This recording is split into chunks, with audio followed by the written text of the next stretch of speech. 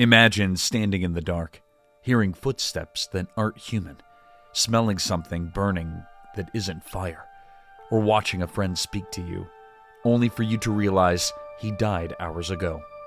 These aren't ghost stories. These are the real documented horrors that soldiers have witnessed across history.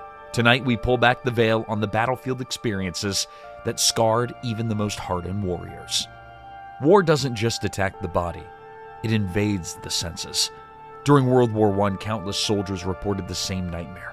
The screaming shells, artillery designed to whistle as it cut through the air. But some veterans described something far more disturbing: human-like cries carried on the wind. A British sapper recorded in his journal that every night he heard what he thought were wounded men calling for help in no man's land. When his unit crawled out to rescue them, no bodies were ever found, only unexploded shells, still warm from flight. To the soldiers who lived it, the battlefield doesn't sound mechanical. It sounded alive, and it sounded like it was hungry. Fast forward to the Vietnam War, patrol teams often mentioned the forest voices, not enemy soldiers, animals mimicking human distress calls. Many troops later said the jungle felt like it was intentionally trying to lure them deeper into danger. One soldier wrote, "We were being hunted by a place, not by people." Whether natural or psychological, these sounds became some of the most terrifying aspects of surviving combat.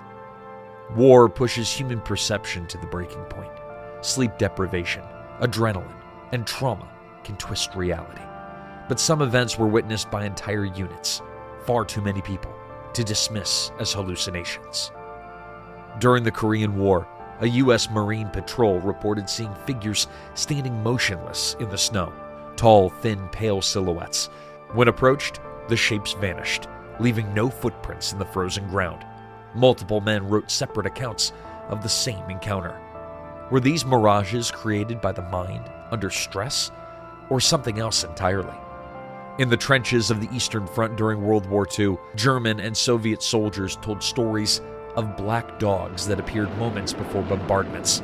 Some described them as normal wolves. Others claimed that they were larger, almost supernatural. But here's the unnerving part. Reports from opposing sides described the exact same animal on the same nights in the same regions. Coincidence, folklore, or the psychic shadow of warfare manifesting physically?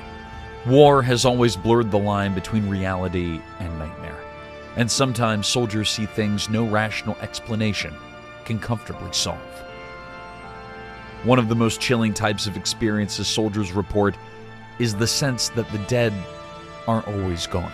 In World War I, the famous Angels of Mons story spread rapidly. British troops claimed spectral figures guided them to safety. Many historians believe exhaustion fueled the visions, but personal accounts included precise descriptions of men in glowing armor, bowstrings drawn, fending off advancing German forces. In World War II, a Canadian soldier in the Italian campaign wrote that he spent an entire night speaking to his best friend beside a road. Only at dawn did he learn that his friend had been killed earlier that afternoon, and his body was still lying where he had fallen, miles away. More recently, in Iraq and Afghanistan, American soldiers have described encounters just as haunting. One Marine said that he saw a child standing beside the road shortly before his convoy hit an IED. After the explosion, the child was gone. Local villagers later insisted that no children lived in that area. These moments aren't framed as ghost stories, but rather expressions of trauma, grief, and the deep psychological wounds that war carves into the human mind. But to the soldiers who lived them, they were all too real. Sometimes the most terrifying thing a soldier can witness isn't another human, but rather the environment itself. During Napoleon's retreat from Russia, men described the cold as a living monster. Frostbite caused fingers to fall off like brittle twigs. Entire platoons froze mid-stride, statues in the snow. Survivors wrote that the silence of winter was worse than cannon fire because it let them hear their own bodies dying. In the Pacific theater of World War II, U.S. Marines encountered a different kind of horror: the jungle decay. Heat and humidity caused bodies, enemy and friendly, to rot within hours. Soldiers reported seeing limbs dissolve, skin blister, and insects swarm so thickly that helmets vibrated with crawling movement. To many veterans, these sights were worse than battle. Every soldier in every era eventually reaches a moment that they never forget. A moment when they realize that survival is no longer guaranteed. A Civil War soldier wrote that war is not fear. War is knowing fear has become your only companion. At Gettysburg, troops described the field as a living ocean of screaming faces, where the wounded begged for water and mercy long after the battle had ended. In modern conflicts, this moment often comes during ambushes. U.S. Army units in Iraq described firefights so sudden and violent that soldiers felt time slow down. One veteran said, "The world went silent except for my own heartbeat. I thought that it was the last sound I'd ever hear." These psychological fractures stay long after the war, not because soldiers are weak, but because what they've witnessed is beyond human comprehension.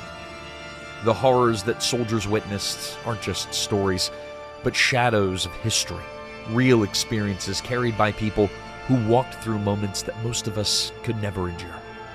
War is often told through strategy, victories, maps, but the true price of conflict is written in the memories that never leave the minds of those who lived it. If we want to understand history, if we want to understand humanity, we must confront the darkness that soldiers face on the front lines. This is Veil of Ages, and the stories are only beginning.